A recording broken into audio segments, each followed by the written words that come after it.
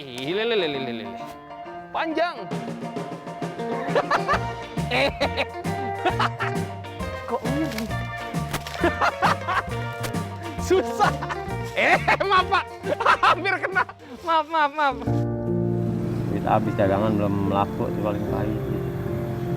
Minum juga susah gitu. Kadang-kadang ya ada yang ngasih air, ada yang ini. Kadang-kadang minum air musola.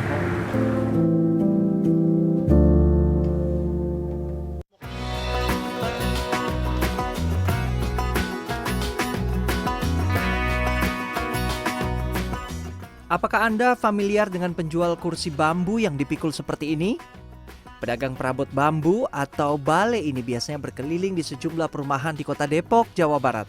Mulai Bedahan, Tugu Macan hingga Sawangan.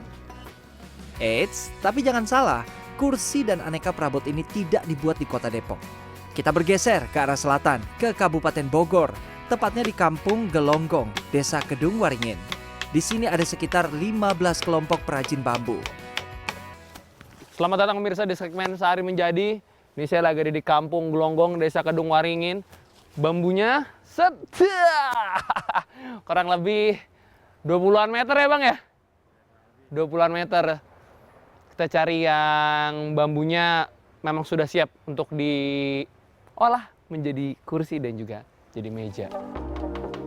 Pada awal tahun 2000-an, hampir seluruh warga Kampung Gelonggong berprofesi sebagai perajin bambu. Namun kini hanya tersisa segelintir orang. Penyebabnya tak kuat menghadapi gempuran perabot rumah tangga modern sehingga terpaksa gulung tikar. Wah, rumit. Sebenarnya sih nggak gitu berat-berat banget, paling kayak 10-an kilo mungkin ya. Nggak nyampe malah. Tapi panjang. Ini dibopong atau gimana sih Bang? Oh bener bopong. Di Kampung Gelonggong, ribuan pohon bambu dapat tumbuh subur karena ditanam di tepi Sungai Ciliwung. Di tempat ini ada 5 hektar lebih lahan bambu yang dimiliki oleh warga setempat. Suaranya agak mendem. Dep. Nah ini nih.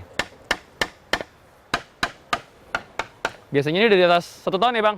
Udah di atas 1 tahun dan sudah bisa diolah menjadi kursi untuk kita duduk. Nebangnya. Sebagai informasi, bambu juga merupakan salah satu tanaman dengan pertumbuhan tercepat di dunia. Sistem perakaran rizoma dependen yang unik membuatnya dapat tumbuh sepanjang 60 cm, bahkan 100 cm dalam waktu 24 jam, bergantung pada jenis tanah dan iklim habitatnya. Ya, gaya-gaya begini 2 hari lagi pegel. Kok miring? Susah. Jalan licin yang tadi nih musuh besar di sini. Yang nggak licin mana Pak? Oh situ. Berkepleset tadi. Sakitnya sih dikit, malunya rame. Maaf Pak. Hampir kena. Aman nggak kena. Maaf. Oke, seluruh bambu yang kita perlukan sudah diambil. Tiba saatnya membuat balai bambu. Namun, kita tidak bisa langsung menggunakan bambu yang baru diambil dari kebun ya. Pak, ini bambunya berapa hari dikeringin? 3 hari. 3 hari lah ya, dibiarin ya. Kalau panasnya mantap 3 harian lah ya, kalau nggak bisa sampai seminggu. Bener ya? Ada kebayang tuh bakal lama. Karena kalau si bambunya ini nggak bener-bener kering, sempurna, nggak akan bisa seperti ini nih.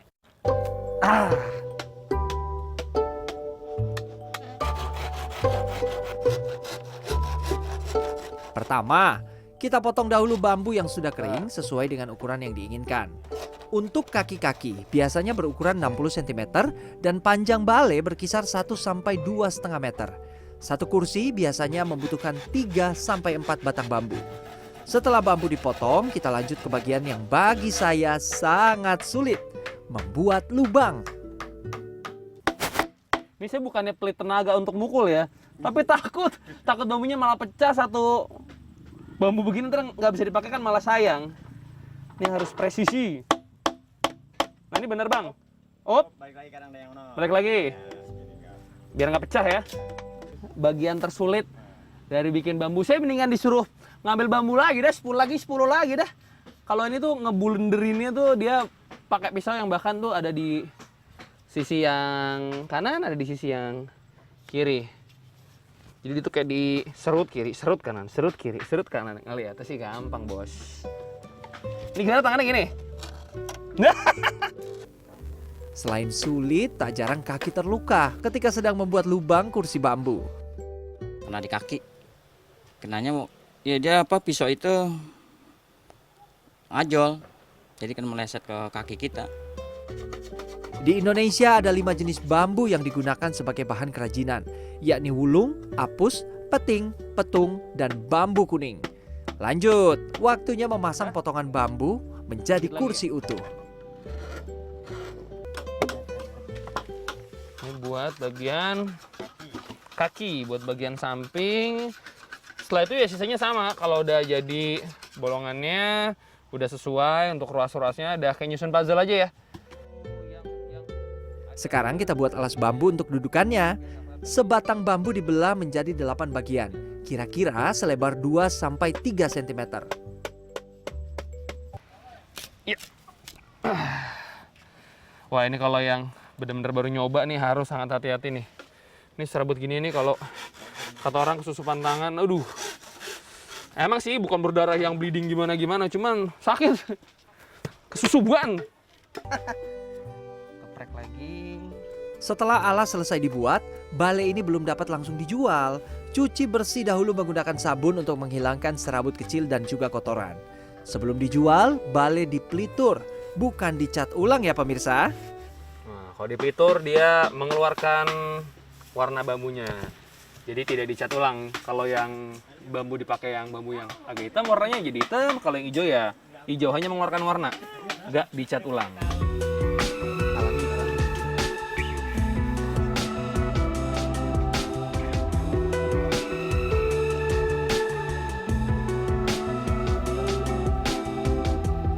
Sekarang kita masuk ke bagian terakhir, penjualan. Sebagian besar warga Kampung Bojong masih menjual dengan cara tradisional, yaitu dipikul. Ini gini ya? Iya. Kerja seimbang. Kerja seimbang. Ini udah tengah belum nih? Kurang maju. Kurang maju. Aduh. Anduknya. Iya. Aduh, ini cara saya buat agak meringankan. Nih pakai handuk. Sebenarnya kalau pedagang di sini nggak pakai. Tapi ini berat. Ini 30 kilo mah ada nih. Saya ikut. Untuk membuat sebuah bale ukuran sedang membutuhkan modal sekitar 100 hingga 200 ribu rupiah. Sedangkan harga jualnya mulai dari 150 ribu sampai 300 ribu rupiah. Waduh, ini yang biasa ngeliat bale-bale begini. Ini beratnya kurang lebih sekitar 30 kilo. Ini di pundak udah lumayan karena dia neken. Walaupun terlihatnya lebar, kayaknya bebannya nggak ke fokus di satu titik, tapi tetap aja nahannya di sini. Serius, ini berat bebanku. Bale-bale. Biasanya para penjual berjalan kaki hingga ke kota Depok. Kalau saya hari ini cukup ke perumahan di Bojonggede Bogor saja. 20 menit berlalu tetapi belum ada satupun warga yang membeli. Bahkan sekedar menanyakan harga bale yang saya jual. Bang, tukar tangan dulu bang. Tukar tangan dulu. Au. 5 menit pertama masih kuat. Begitu udah, saya total udah jalan 20 menit. Saya harus ngomong apa adanya, ini capek banget. Sakit kencang, nahan keseimbangan. Banyak pengalaman pahit yang dialami para penjual bale bambu. Zainal Arifin contohnya. Pria yang telah 20 tahun menjadi perajin sekaligus penjual bale bambu ini pernah menangis lantaran tidak kuat lagi berjalan untuk menawarkan bale bambu miliknya. Oh, pernah saya udah nggak kuat jalan kaki saking sakitnya tuh kaki. Nah, kaki juga udah nggak kuat, saya nangis sendiri dah gitu dalam hati. Allah, kaki udah nggak kuat nahan, kakinya udah sakit. Matahari semakin tinggi, namun dagangan saya belum ada yang membeli.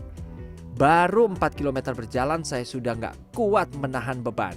Padahal dalam sehari para penjual bale bambu telah terbiasa berjalan puluhan kilometer dan tak jarang mereka pulang dengan tangan hampa.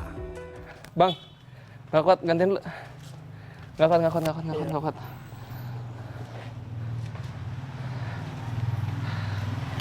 Aduh, saya udah coba nge-push diri saya. Lihat bang mobil.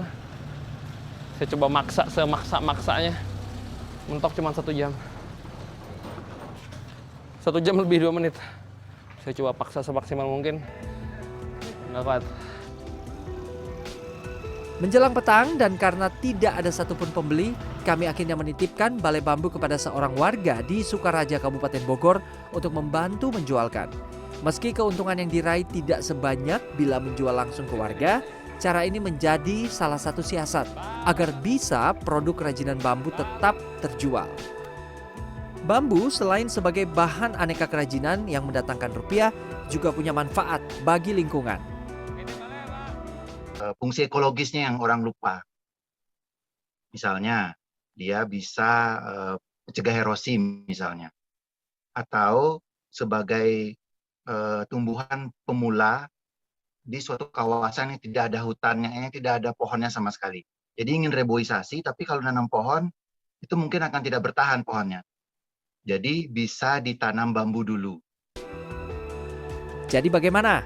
Anda tertarik menjadi perajin balai bambu?